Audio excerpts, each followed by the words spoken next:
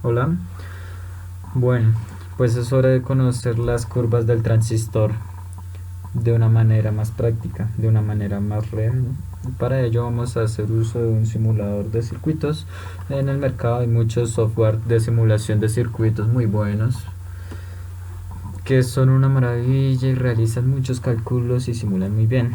Yo podría estar tentado de pensar que, bueno, si ya existen estos software, pues para qué estudiamos electrónica, pues podemos conectar todo, pero sin embargo es importante acotar que estos simuladores de circuitos pues simple y sencillamente nos van a ayudar, sí, enormemente para poder complementar nuestros análisis y diseños de lo que ya conocemos.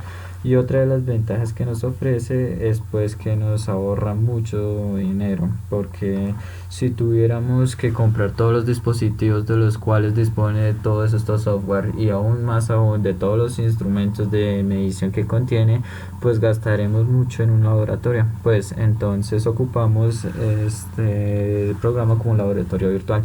El día de hoy vamos a observar las curvas del transistor de una manera más real. Nosotros tenemos aquí una fuente de voltaje de base de 10 volts, una resistencia de base de 330 kilo ohms y una resistencia colector de 470 ohms y otra fuente colector de 10 volts. Observen que la fuente de colector y la de base en este caso es de la misma magnitud. Y vamos a analizar el transistor 2N4424, que es un transistor NPN, y veamos qué curva nos entrega este transistor.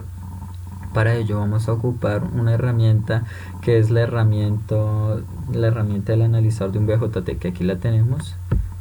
Un caso práctico, por ejemplo, en los multímetros digitales, algunos modernos ya traen entradas para poder colocar ahí un transistor, y lo que nos indica es la ganancia de corriente de ese transistor. Sin embargo, el multímetro pues está limitado en este caso a solo mostrar dicha ganancia, no nos muestra las curvas del transistor. Para ello tendríamos que adquirir un analizador de curvas de transistor. Para eso ocupamos este software.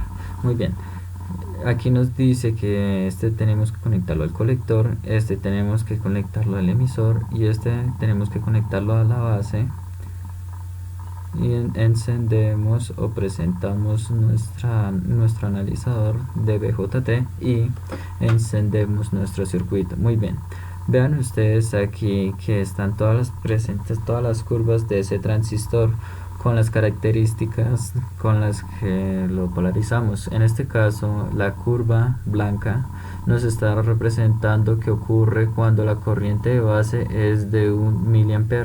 Para 1 mA en la corriente de base, este transistor nos está entregando una corriente colector aproximadamente de 0.15 amperes. Si nosotros modificáramos el circuito para que nos entregara una corriente de 2 miliamperes en la corriente de base, pues nos estaría proporcionando una corriente colector de aproximadamente 0.22 amperes. Entonces aquí se ven claras todas estas curvas, así podríamos encontrar aquí cada escala de la corriente de base. De este lado tenemos algunos parámetros que podemos variar. Aquí en lo que se nos está diciendo, el voltaje colector emisor empieza en 0 y termina en 2 en volts, y en el eje X estamos viendo que el voltaje colector emisor llega hasta 2 volts.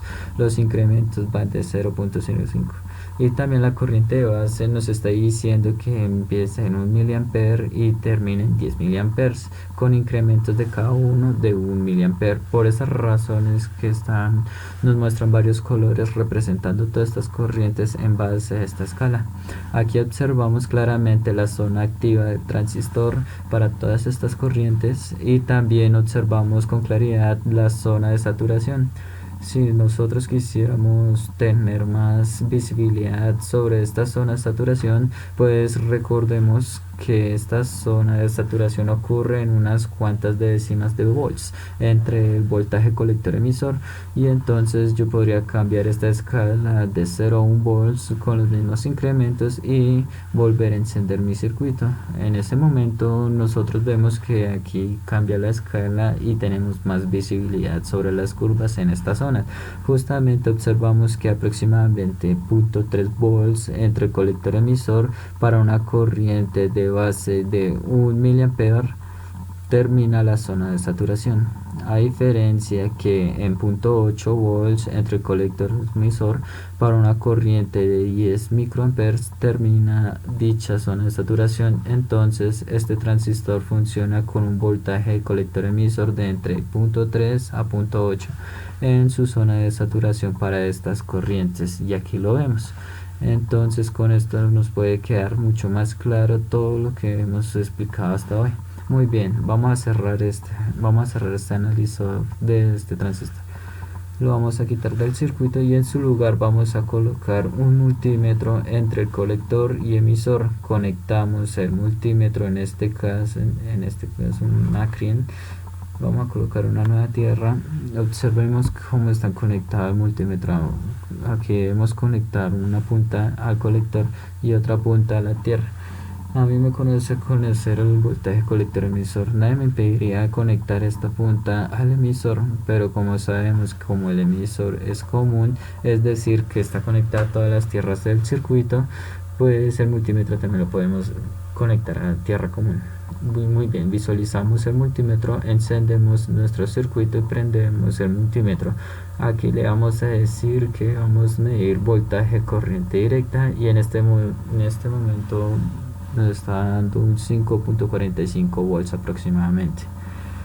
Ahora con este dato quisiéramos conocer la ganancia de corriente directa de este transistor.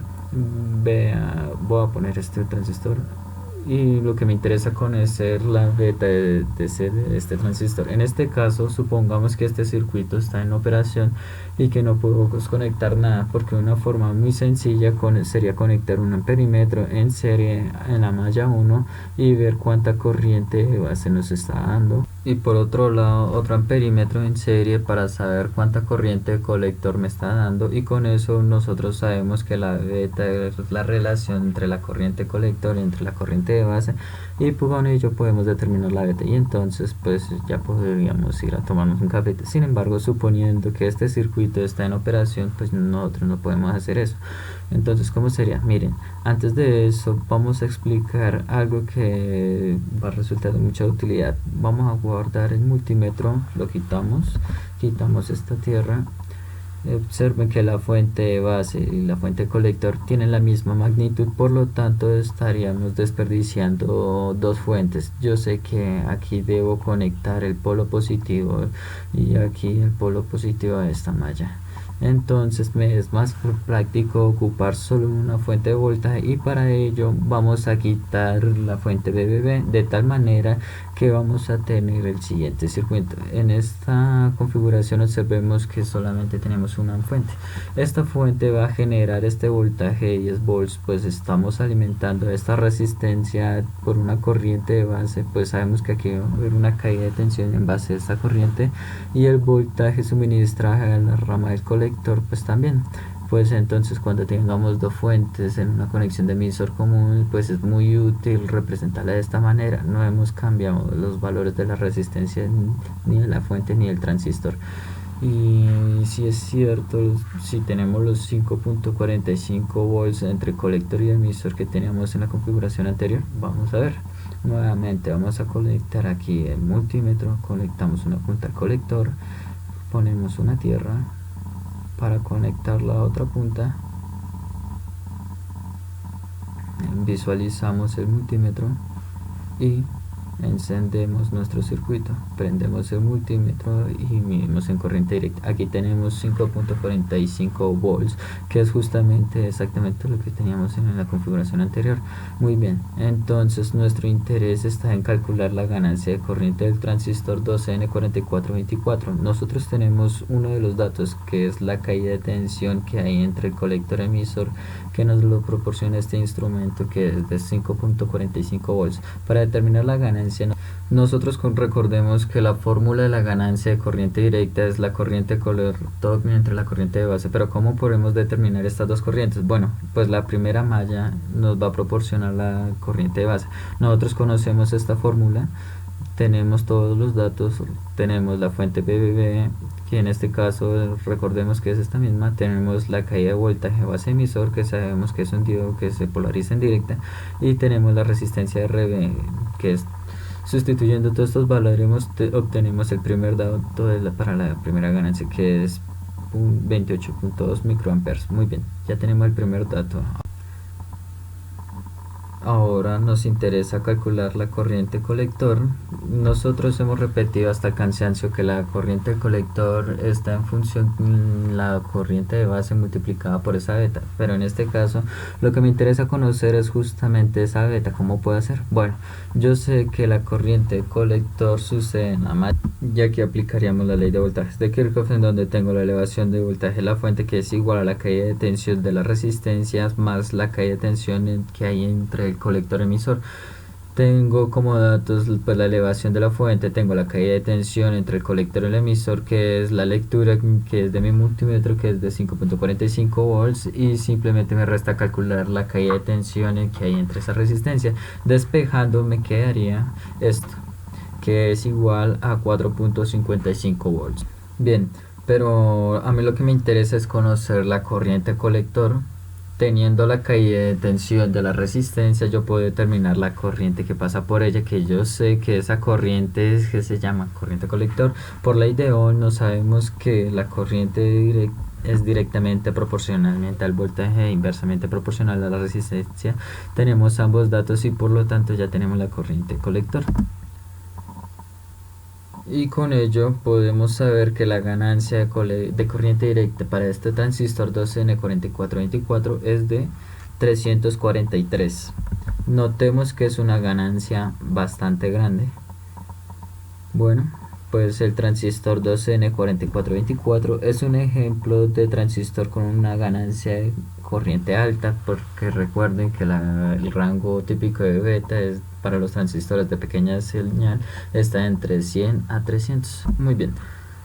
A lo mejor muchos de ustedes tienen la inquietud de saber cuál es el software que utilizamos para determinar el voltaje colector emisor, para visualizar las curvas del transistor, etc. Se trata de Multisim versión 12. ¿Y cómo hicimos el circuito y dónde están los instrumentos? Pues aquí vemos que aquí están las tierras. Aquí necesitamos prácticamente dos tierras.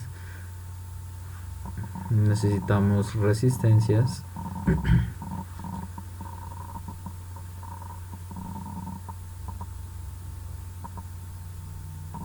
Ahorita necesitamos un transistor, y con esto pues ya podemos conectar nuestro circuito con una fuente de voltaje.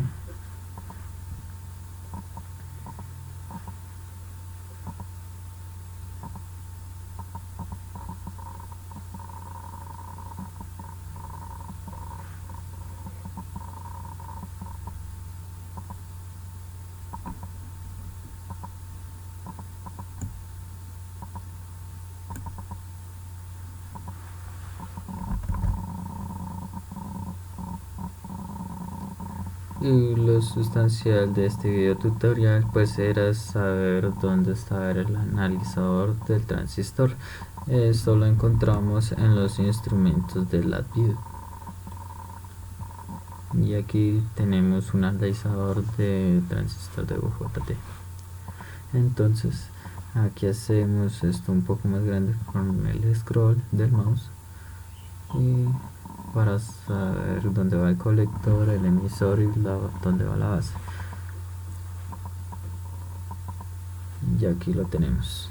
Encendemos nuestro circuito y pues para esta polarización donde yo puse las resistencias al azar y la fuente de voltaje al azar, pues el transistor se está comportando de esta manera. Bueno, muchísimas gracias y que la información aquí presentada sea de utilidad. Hasta luego.